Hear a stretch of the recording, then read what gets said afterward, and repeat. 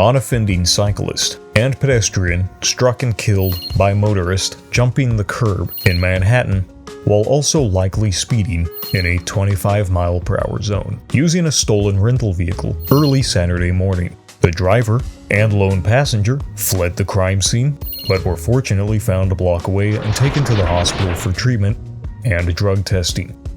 While apparently not under the influence of alcohol or drugs, according to police, the motorist had also struck a police van. Several people in the area say accidents like this are common, as people drive too fast, coming off the bridge into the intersection at the end of the bridge.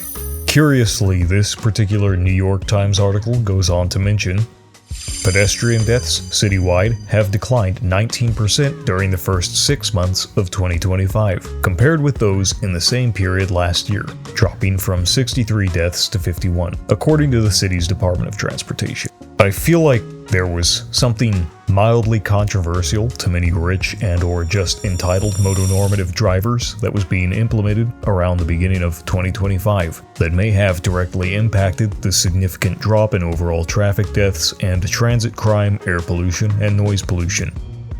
Maybe I'll think of it eventually. I want to take a look at one more easily accessible article real quick. Here we have this article, a motorist killing a pedestrian and only receiving a ticket, more or less. Now, somewhat understandably, this might not mean anything to any viewers watching this. After all, how reliable is this seemingly obscure website anyway? Alright, well, then let's just find another. After all, it's quite an easy task. The list just keeps going. Now let's move on to something a little harder hitting. Let's face the beast that I've only been teasing.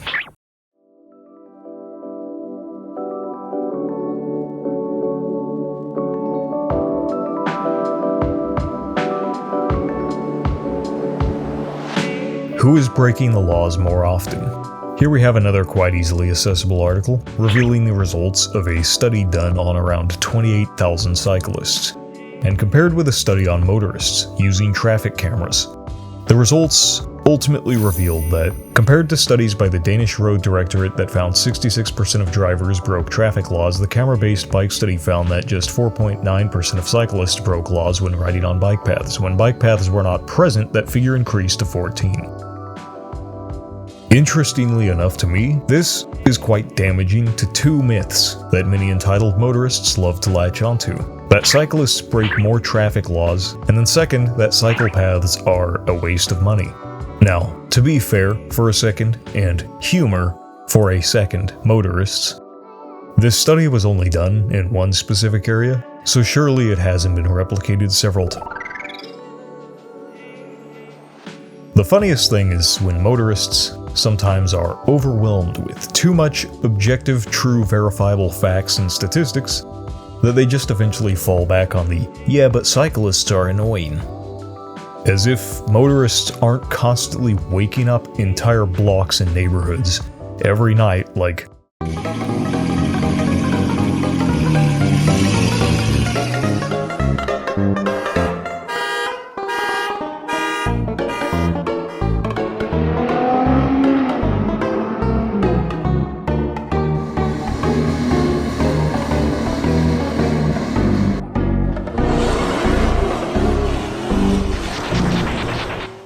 in my experience, thus far having lived potentially a quarter of my life, depending on how much longer I have at least, I have seen exactly at least one memorable moment in which a cyclist broke a law in my entire life thus far.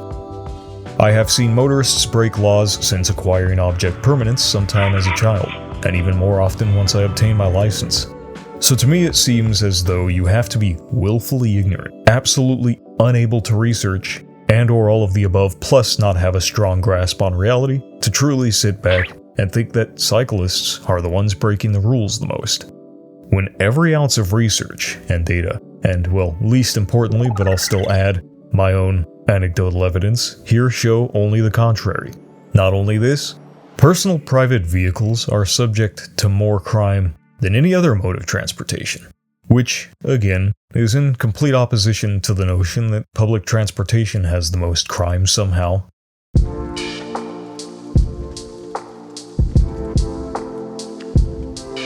Aside from everything I've already stated, drunk driving, manslaughter, speeding, driving while suspended, destruction of property, not stopping at stop signs or red lights, and many more crimes I could just keep listing off, cars are subject to maybe one of the most indefensible crimes committed, one you see in countless true crime shows and movies, but at least possibly never think to connect the two together. Cars and human trafficking. Here we see, in this specific report, cars, private vehicles, make up 38%. They were the most common form of transportation used in human trafficking within the United States in 2023. Human trafficking is obviously done via many different modes of transportation, as you could see in this very chart here. And in many other countries that are less car dependent, the percentages for modes of transportation in which human trafficking is done vary.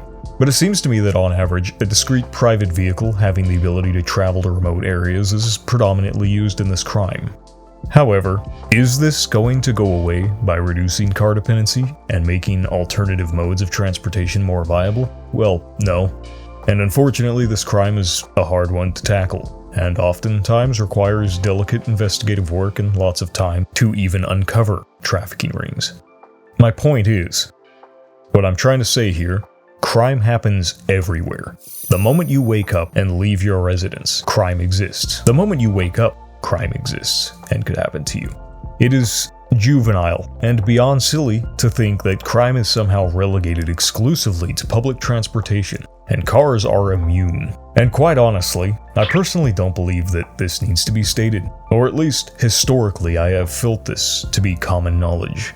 Even as a child, I wouldn't say I was precocious or anything, but I felt even then it was simple common knowledge that crime could just happen everywhere.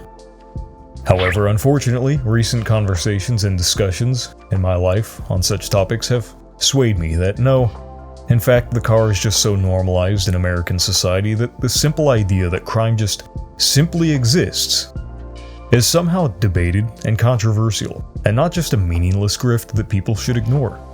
Cars are constantly broken into, constantly stolen, constantly used to cause property damage, manslaughter, murder, etc. So what do we do when motorists commit crimes and break more laws on average than cyclists or really people on any other mode of transportation? And when something like congestion pricing and pedestrianizing and all other forms of removing or outright banning cars from inner city areas continuously prove crystal clear to lower crime rates, increase transit time, increase travel time for all modes really, improve air quality, decrease noise, and just generally make places look, feel, and sound nicer, well, apparently you cut funding for those things or anything related, and if you can't do that, you water down those things and the redesigns, and then you just keep adding lanes.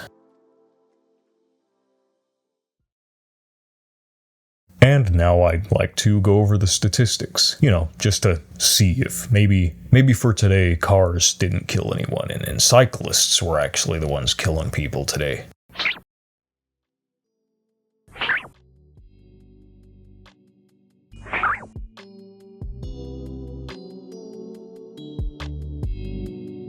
Oh, okay. Anyway, have a nice one, lads.